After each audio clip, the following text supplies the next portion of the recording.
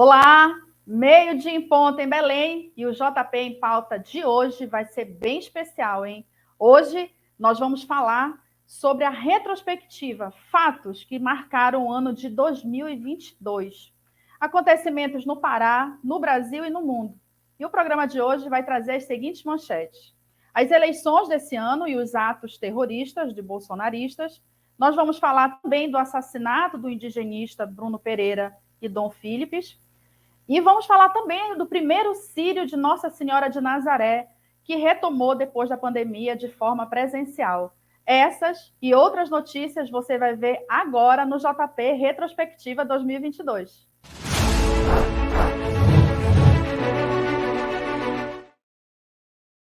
Te fazendo aquele pedido bem basicão de todo santo dia, te inscreve nesse canal, ativa as notificações para te manter sempre atualizado quando a gente colocar vídeo novo. Segue a gente nas redes sociais, @Jornal Pará Oficial, no Facebook, no Instagram e agora também no Twitter. E não te esquece, para te manter bem informado, jornalpará.com.br.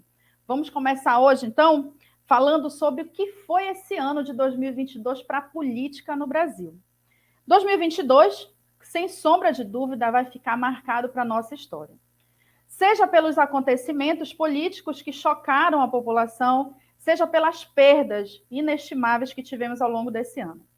Para falar sobre essa retrospectiva e sobre alguns desses pontos mais marcantes, nós convidamos o jornalista Fred Santana, do Vocativo.com. Fred, muito obrigada por estar aqui com a gente mais uma vez, especialmente para esse programa de retrospectiva. Boa tarde. Boa tarde, Luciana. Eu que agradeço o convite e saúdo todos os telespectadores do JP. Muito obrigado. Obrigada, Fred. Fred, vamos começar falando, tentando fazer alguma cronologia nesse ano de 2022, que é um ano difícil, né, para a gente ter que escolher apenas alguns pontos, uma vez que, sem sombra de dúvida, nós tivemos muitos acontecimentos importantes e impactantes na nossa vida, no cotidiano e para a história do nosso país. Mas vamos começar falando da perda que nós tivemos, inestimável, do indigenista Bruno Pereira e do jornalista britânico Dom Philips. Eu queria que a gente comentasse, que a gente começasse por esse fato, porque foi um fato que aparentemente teria tudo para ser mais um ponto, entre aspas, muito entre aspas, né, corriqueiro naquela região, mas teve um impacto muito grande, né, político e diplomático para o nosso país, além, é claro, de uma perda que a gente não tem como valorar, né, de vidas humanas que lidam ali com questões muito importantes para o nosso dia a dia. Conta para a gente como é que tu avalia esse impacto político, social e internacional nesse caso, né? Sim, a perda do Dom Philips e do Bruno Pereira, ela está dentro de um contexto muito maior e muito mais interligado e complexo do que a gente imagina. Esse acontecimento trágico, ele vem na esteira de uma série de problemas que nós temos aqui na Amazônia, que diz respeito à falta de vigilância, à falta de estrutura, à falta de assistência social, principalmente no interior, e há um quadro de criminalidade extremamente grave que existe na exploração predatória da Amazônia. Então, ele foi meio que um catalisador para que nós pudéssemos perceber todos esses problemas que a gente já suspeitava, mas a gente conseguiu, através dessa tragédia, entender um pouco mais das engrenagens desses problemas.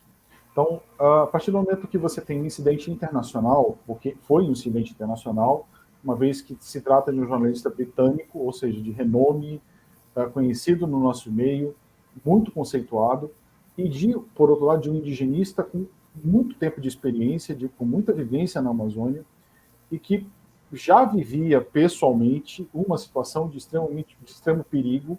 Ele já era uma pessoa visada pelos criminosos da região, e estava em Brasília antes do ocorrido, e veio para o Amazonas justamente para ajudar o Dom num documentário para denunciar os problemas daquela região. E aconteceu essa fatalidade, foi meio que um rastilho, a faísca que causou uma explosão, né? A vinda deles dois, esse crime ocorreu, mostrando todo esse esse contexto de problemas que a gente tem por aqui.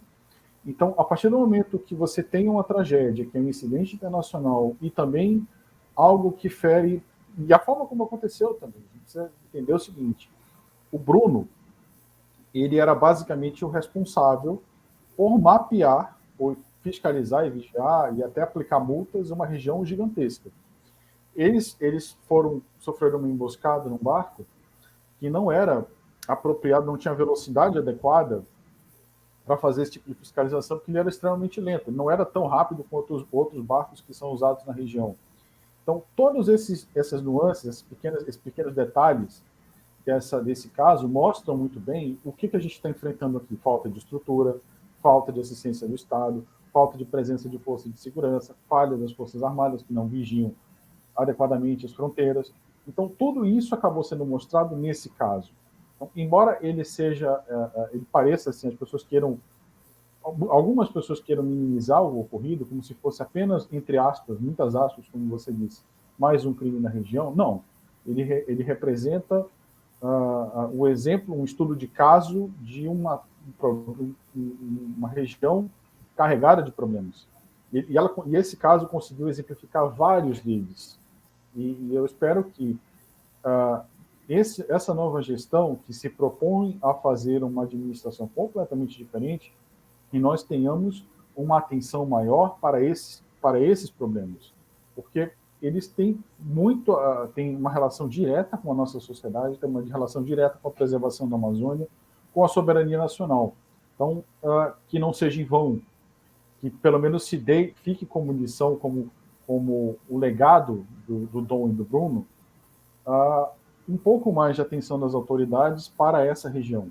Então, assim, é claro, é uma tragédia, mas que pelo menos que a lição que se tira disso é que você não pode abandonar a região dessa forma. Do contrário, essa tragédia vai se repetir, ou pelo menos, ou se não tivermos mais pessoas que trabalhem como o Dom e o Bruno faziam, a criminalidade vai imperar.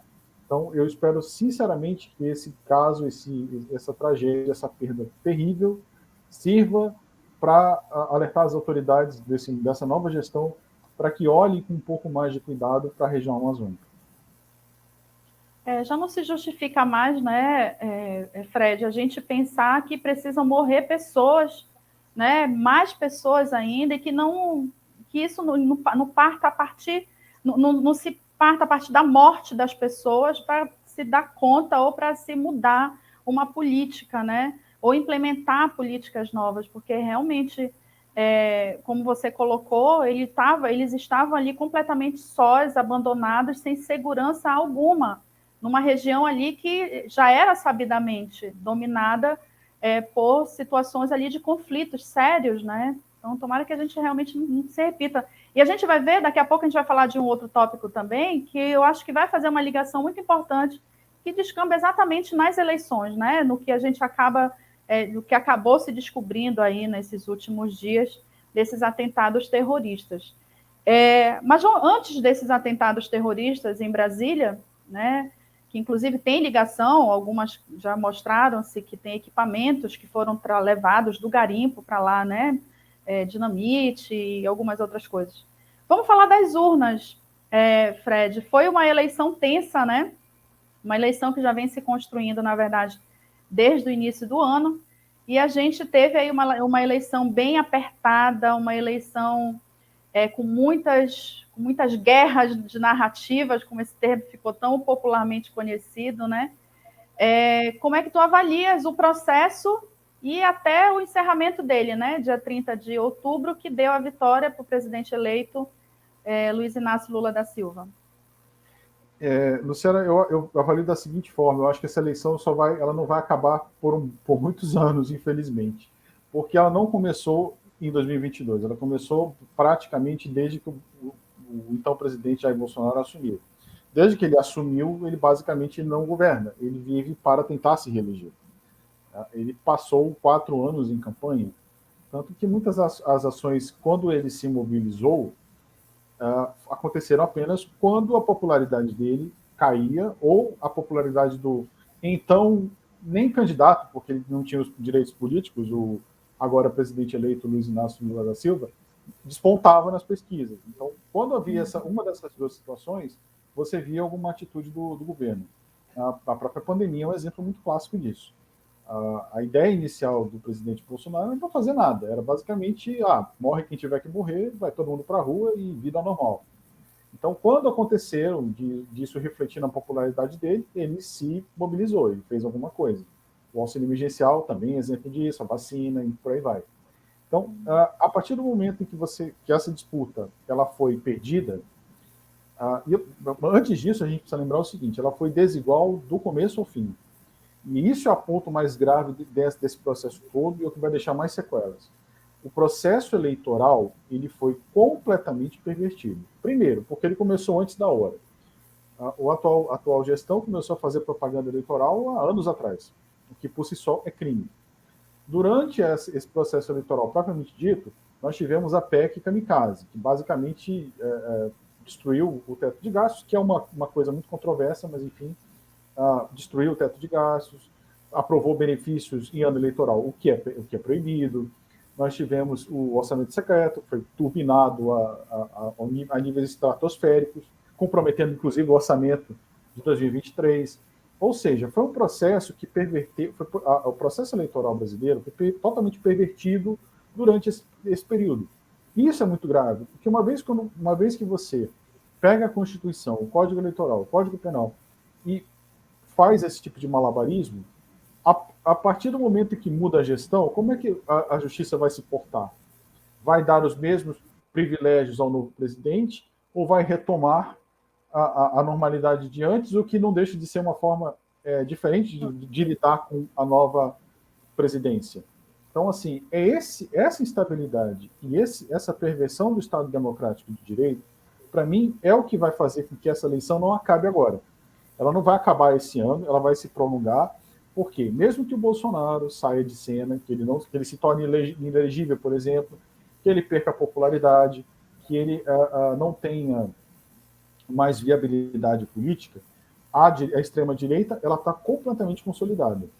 Ela tem lideranças em potencial, ela tem uma bancada fortíssima no Congresso, ela tem lideranças regionais, ela tem representantes nas redes sociais, ela tem influenciadores, ela tem uma base eleitoral sólida, porque a eleição foi decidida com menos de 2% de votos. Ou seja, é uma base que consegue se mobilizar a ponto de equiparar com o presidente eleito. Tudo bem, você pode colocar, foram vários benefícios fiscais, com compra de votos, foi com orçamento secreto, tudo bem, mas conseguiu. Então, assim, e o novo presidente, o antigo presidente que vai assumir o terceiro mandato, ele vai ter um Congresso contra si muito hostil.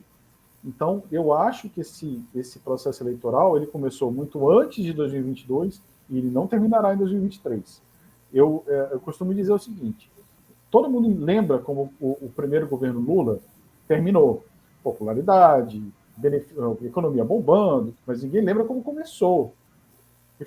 O começo dele foi extremamente turbulento. Nós tivemos as denúncias, a reforma da Previdência de servidores que foi extremamente negativa para o governo, tivemos o escândalo dos Correios, tivemos o mensalão. A pressão que o governo Lula sentiu nos primeiros anos foi terrível.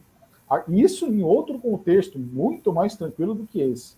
E agora vai enfrentar um contexto muito mais difícil, muito mais hostil, muito mais desafiador do que antes. Então, eu não acredito que essas eleições acabaram, pelo menos esse clima de polarização, disputa e de conflito vai se estender ainda por muito tempo. Até porque a gente está inserido também num cenário mundial, né, Fred? Aí, se a gente for pegar o contexto do mundo, há uma articulação que se estende para fora do nosso território, né? Fred, tem um último assunto, aliás, são dois últimos assuntos, eu queria que a gente juntasse num só.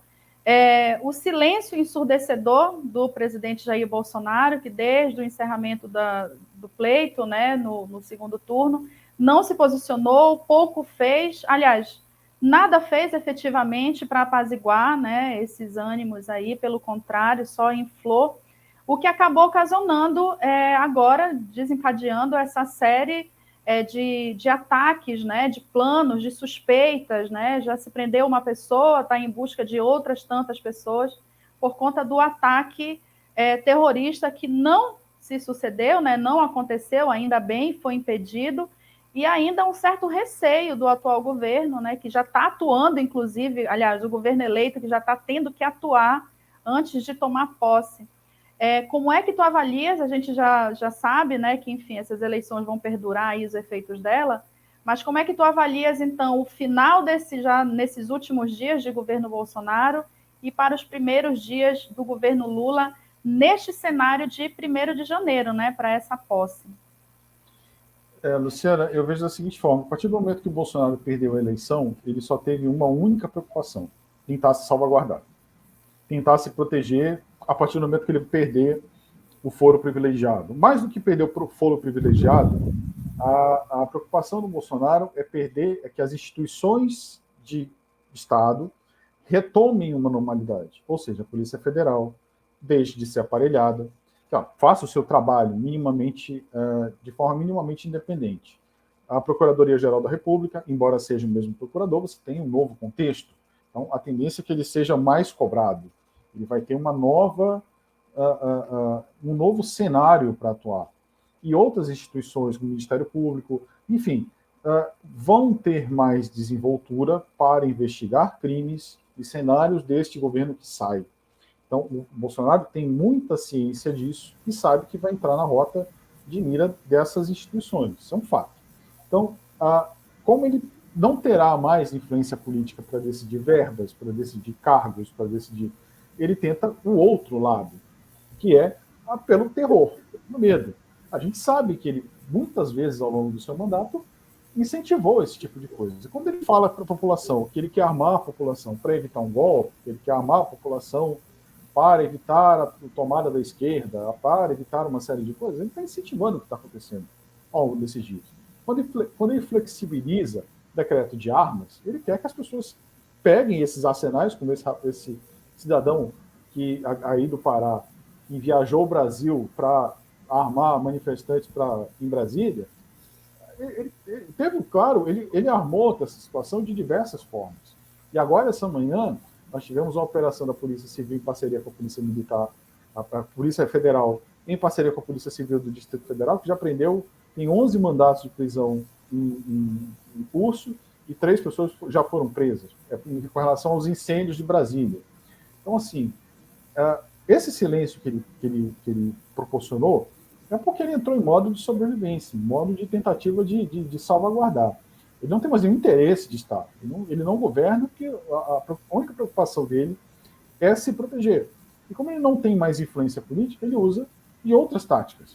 Né? A tentativa de contestar a eleição praticamente não teve efeito, porque a resposta das instituições nacionais e internacionais foi muito contundente. O presidente Biden, por exemplo, dos Estados Unidos, parabenizou Lula horas depois. Então foi muito rápida, foi muito enérgica, não houve margem para isso.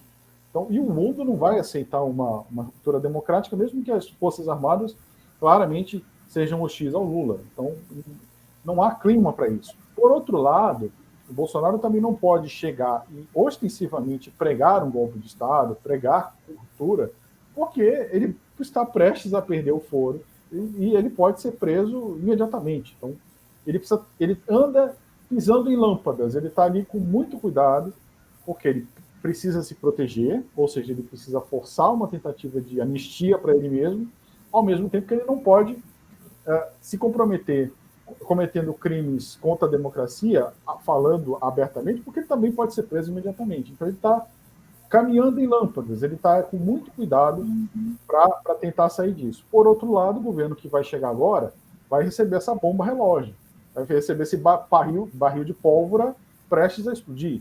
Eu estou muito preocupado com essa posse. Eu espero que o esquema de segurança seja muito bem reforçado, haja um planejamento extremamente minucioso, porque eu disse isso em uma coluna algumas semanas atrás. Quem passa quase 90 dias no quartel esperando alguma coisa e não vê acontecer e continua lá, é capaz de qualquer coisa. Então a gente não pode imaginar que essas pessoas que estão ali são inofensivas, elas não são. E armadas, e uma vez que virem um novo presidente, o presidente que eles tanto odeiam, subir a rampa, desfilar em carro aberto, eu não sei qual é a reação que eles podem ter. E nós precisamos, quando eu falo a sociedade civil, ela precisa estar preparada, inclusive, para o pior. Eu espero que essa posse seja muito bem planejada, porque eu não descarto nenhum risco. E esses primeiros dias, eles precisam ser negociados de uma forma, no cenário político, com muita experiência pelos articuladores do governo. Porque em curso vai estar a eleição para a presidência do Congresso, da Câmara e do Senado. E, dependendo de como você articula essa eleição, você pode ficar muito vulnerável se você vai muito contra o candidato vencedor e também muito vulnerável se você ceder demais. Então, é preciso que o governo se prepare para ter uma presença no Congresso de força. Claro, não vai ter o domínio dele porque o Centrão tem uma bancada pesada, mas precisa ter um poder de negociação, precisa ter presença ali, precisa ter capacidade de chegar e dizer, opa, estou aqui para negociar, vamos negociar. Então, a minha expectativa é essa. O primeiro passo é fazer a posse com segurança. O segundo passo é trabalhar para que o Congresso tenha o mínimo de influência, o governo tenha um mínimo de influência nesse Congresso capaz de se fazer ouvir, de poder negociar a mesa. Ele não pode entregar totalmente o controle da institucional, porque senão ele pode ser demolido no futuro. Com certeza. Fred, a gente teria aqui muitos assuntos ainda para desenrolar, infelizmente a gente não vai ter tempo, mas a gente vai ter outras oportunidades, eu, assim como você também, desejo que a gente tenha uma posse tranquila, vai ter muita gente em Brasília, né, e que transcorra realmente da melhor forma possível, que a gente não precise, ou que a gente não tenha nenhum incidente mais grave, né, que precise ser noticiado. Fred, eu queria te agradecer muito por ter estado aqui com a gente, já te desejando um feliz ano novo e que 2023 a gente possa se encontrar mais vezes aqui pelo JP em Pauta. Muito obrigada, Fred.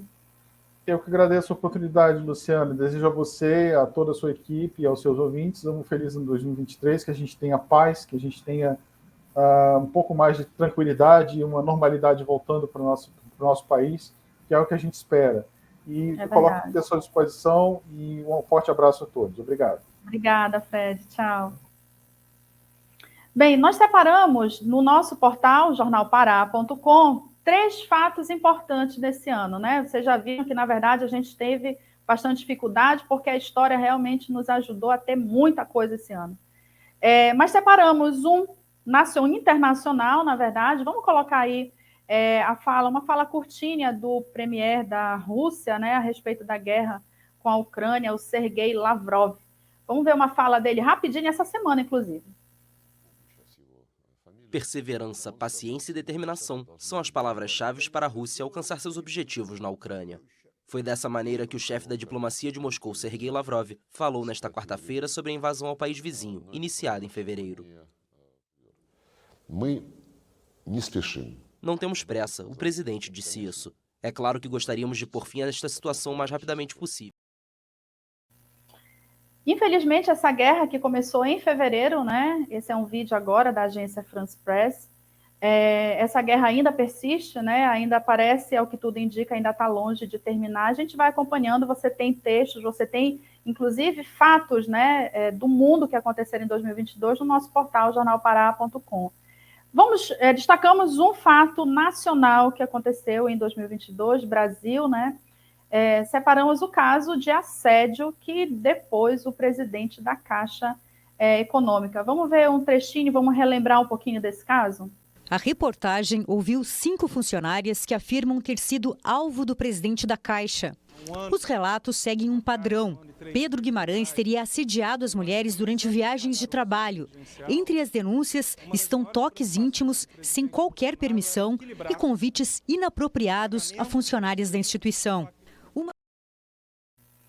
Pois é, esse caso foi em destaque porque foram muitas notícias de assédio, né, muitas denúncias, aliás, de assédio, e que acabou com o afastamento do presidente Pedro Guimarães da Caixa Econômica, né? O processo ainda está rolando.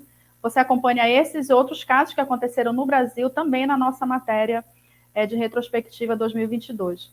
Um fato nosso regional, local, o nosso Círio de Nazaré, que em 2022 voltou ao formato padrão presencial. Separamos aqui um trechinho de um dos mais importantes trechos da procissão do Círio de Nazaré.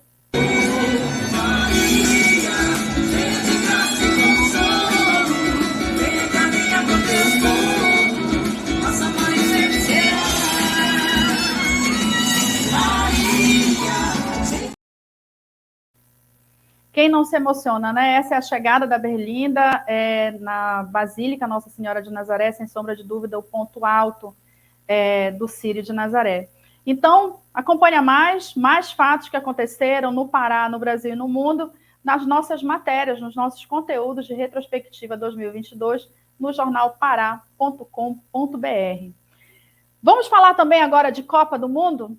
Afinal de contas, a Copa do Mundo no Catar esse ano deu o que falar. Nós fizemos aqui conteúdos especiais a cada jogo da seleção, a gente sempre trouxe aqui um especialista para falar sobre isso. E a Copa do Catar, sem sombra de dúvida, ela trouxe diversos aprendizados. O Brasil perdeu nas quartas de finais, a Argentina se consolidou, enfim, como a melhor do mundo e ganhou aí o tricampeonato. E vamos conversar um pouquinho com quem esteve aqui com a gente em todos esses especiais da Copa. Alessandro Amorim. Alessandro, muito obrigada. Boa tarde pela tua presença aqui com a gente hoje. Obrigado, Luciana. Obrigado pelo convite. Falar dessa Copa do Mundo, né? Que surpreendeu a todos, né? Pelos semifinalistas, pela campeã, né? A história que consolidou aí o Lionel Messi, né? Como os maiores aí do esporte. Vamos falar. Verdade. Inclusive, muita gente, né, diz que não torceu para a Argentina, mas torceu para o Messi para levar esse campeonato. Alessandro, faz uma avaliação para a gente, assim, de um modo geral, a partir da escolha do Catar, que já foi polêmica, né? Eu acho que o aprendizado também já começa daí. Saímos da Rússia em 2018 e fomos direto para o Catar e gerou-se aí uma polêmica danada. Como é que tu avalia, de um modo geral, como é que foi o campeonato desse ano? Parte dessa escolha, né, do Catar como país sede, né? Assim, o Catar investe muito pesado, né, nessa questão do investimento do esporte, né? Por exemplo, eles investem eles são patrocinador master do Paris Saint-Germain, que é o principal time da França atualmente, né? Então, partiu muito daí, né? Até por isso eles têm os três principais caras do esporte no momento, né? O Lionel Messi, o Kylian Mbappé e o Neymar, né? Os três jogam no principal time do principal patrocínio lá do Catar. Então, parte daí muito dessa escolha da Copa do Mundo. E, assim, foi várias surpresas, né? Principalmente começa com a Arábia Saudita ganhando a campeã do mundo, né? Acho que já começa por aí a grande história dessa Copa. A Canadá como uma participante ilustre, né? Não fez uma boa Copa, né? Mas já é uma grande história de ter chegado lá. A Bélgica, Alemanha saindo na fase de grupos, o próprio Brasil, né, querendo ou não, foi uma história assim, impactante, né? Muita gente cotava o Brasil pelo menos ser um dos finalistas, né? Acabou que a final foi uma final esperada por muitos, né? Mas acho que por parte da gente, a gente esperava o Brasil um pouquinho mais na frente, né? Mas essa eliminação para a Croácia foi um pouco pesada, né? Até pelo que foi o jogo, pela falta ali de malandragem ali no finalzinho da prorrogação, né? E por pênalti, né? E acabou que o Brasil errou 2 pênaltis, mas foi muito no detalhe, mas esse detalhe que faltou mais experiência por parte do Brasil. Então, foi uma eliminação ali dolorosa, acho que uma das mais doídas aí dos últimos tempos, mas foi para uma Croácia ali que consolidou ali também o Luka Modric, né? Na última Copa eles também chegaram na final, e agora eles conseguiram o 3º lugar, então consolidou aí uma geração dos croatas, né, que teve a separação da Iugoslávia, né, dos anos 90, e agora eles estão constantemente chegando nas fases mais avançadas, né? Já tinham chegado na semifinal em 98, né, e agora chega numa final em 2018 e uma semifinal em 2022, né, então uma seleção aí que está se consolidando aí no cenário de Copa do Mundo, né, uma das potências aí. E a Argentina consolidando campeã no tricampeonato, né? 78 foi o protagonista, o Mário Kempes, 86 foi o Maradona, e agora o Lionel Messi, grande protagonista. Muita gente comparou as atuações dele com o Maradona, né? Então, foi o principal cara ali da Copa, né? Ele jogou no nível, assim, absurdo, jogou demais. Foi o principal cara ali, né? Foi a referência, né? Muita gente vai lembrar dessa Argentina, né? Vai lembrar do Lionel Messi por um bom tempo, né? Que foi o principal cara e assim, coloca ali num debate ali dos maiores de todos os tempos, né? A gente tem um Pelé, né? Tem um Maradona, e eu acho que o Messi tá nesse debate, pelo menos, aí, né? Que pelo menos na minha geração, né, de 90 para cá, que não viu o Pelé, né, teve a oportunidade agora de ver um desses gênios, né, de ver o Messi, ele ganhando tudo, né, que era o título que faltava, assim, para ele, essa Copa do Mundo. Verdade. Ele ganhou tudo, ganhou os principais campeonatos europeus, campeonato espanhol, campeonato francês, ganhou Copa América, faltava essa Copa do Mundo ali para consolidar, né? Então, cara, assim, que ganhou tudo que pôde. E a Copa do Mundo coroou essa carreira dele, que é fantástica, fantástica. Segundo eles próprios, né, essa história passou a ser construída aqui no Brasil, né? Eles Foi, cantam isso no hino, né? Aliás, no grito de guerra deles na Copa, que ficou tão conhecido aí, foi. homenageando, entre aspas, os gramados brasileiros, né? Alessandro, muitas foram as revelações nessa Copa, né? Tu falaste aí da Arábia Saudita, a Croácia mesmo, né? Que, apesar de que sim, já vinha de um levante aí histórico, e na verdade se consolida aí como grande força, né? Dentro do futebol. Sem dúvida, o Brasil decepcionou porque deixou a gente triste, a gente não esperava sair tão cedo, né? Mas como é que tu avalia as outras que não foram tão bem, que tu esperavas que talvez seguisse um pouco mais? Além do Brasil, quais outros? A gente conversou muito sobre isso, né? Em alguns jogos até. Além do Brasil, quais as outras seleções que, entre aspas, aí decepcionaram, não seguindo mais à frente? A Inglaterra, né? Acho que muito pelo confronto, né? Nas quartas de final pegou a França, né? Acho que a França era a favorita, mas colocava a Inglaterra ali com uma força ali abaixo ali de Brasil, Argentina e França, né? Mas acho que chegou onde deveria ter chegado ali, né? Acho que foi mais pelo confronto, mas, por exemplo, se a Inglaterra passasse da França, também não seria um absurdo, né? Mas era uma que eu queria ver chegar mais longe, acabou pecando pelo confronto, né? De quarta de final. A outra, a Espanha, acho que a Espanha decepcionou um pouco, né?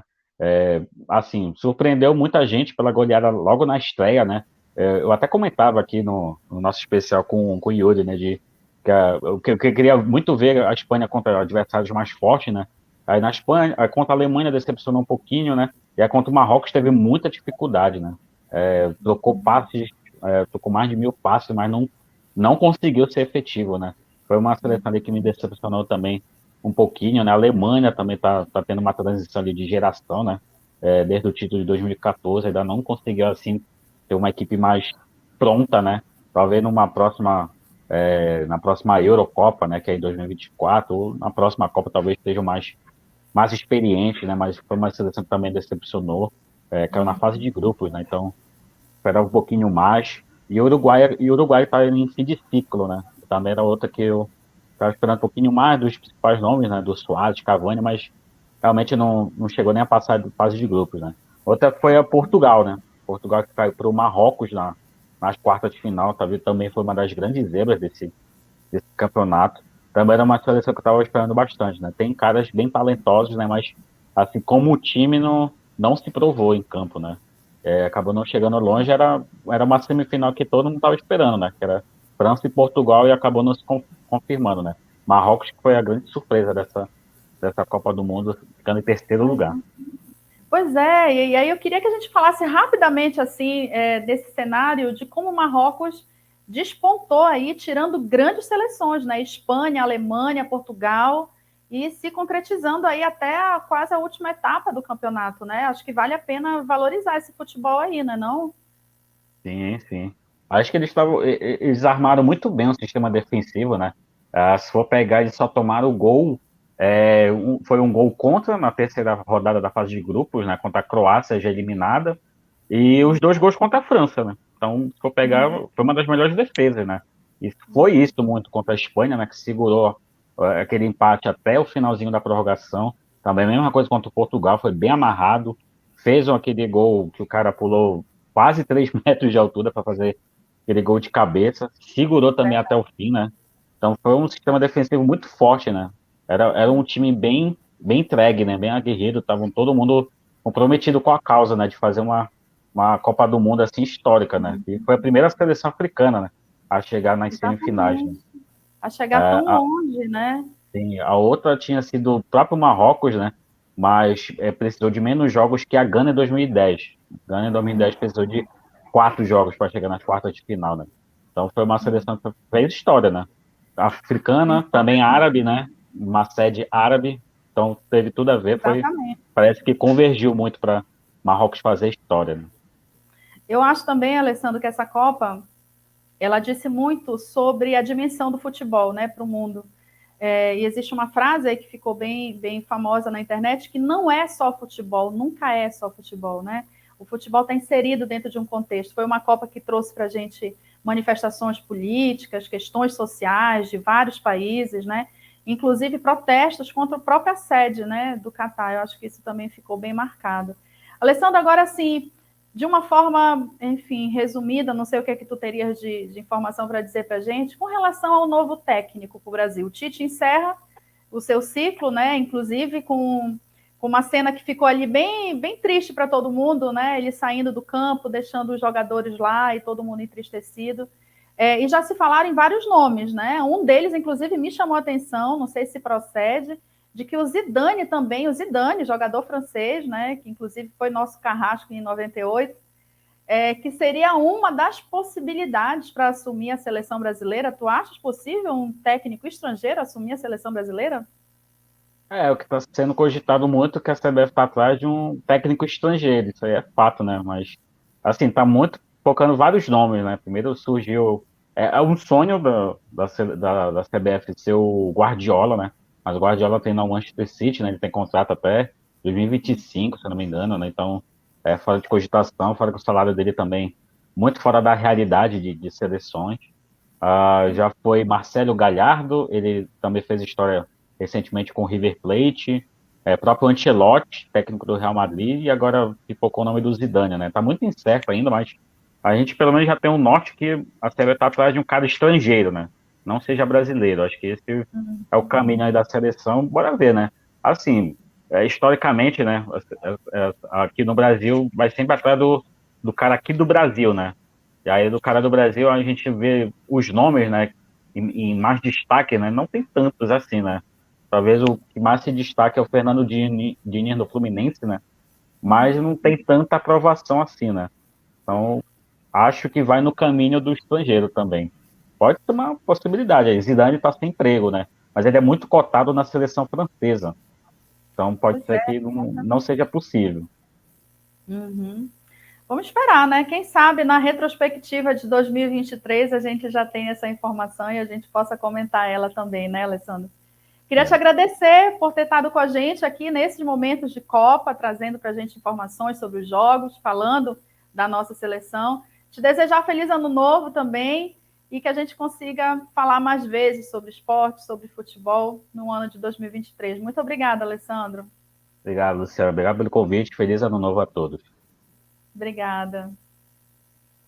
Bem, vamos encerrando o nosso JP hoje, mas reforçando aquele nosso pedido básico de todo dia. Te inscreve nesse canal, ativa as notificações para receber sempre a informação quando a gente postar vídeo novo. Segue a gente nas redes sociais, @Jornal Pará Oficial, Facebook, Instagram e agora também no Twitter. E para te manter bem informado, segue a gente lá no nosso portal de notícias, jornalpará.com.br. Eu te espero no próximo JP em Pauta, sempre aqui ao meio-dia. Tchau!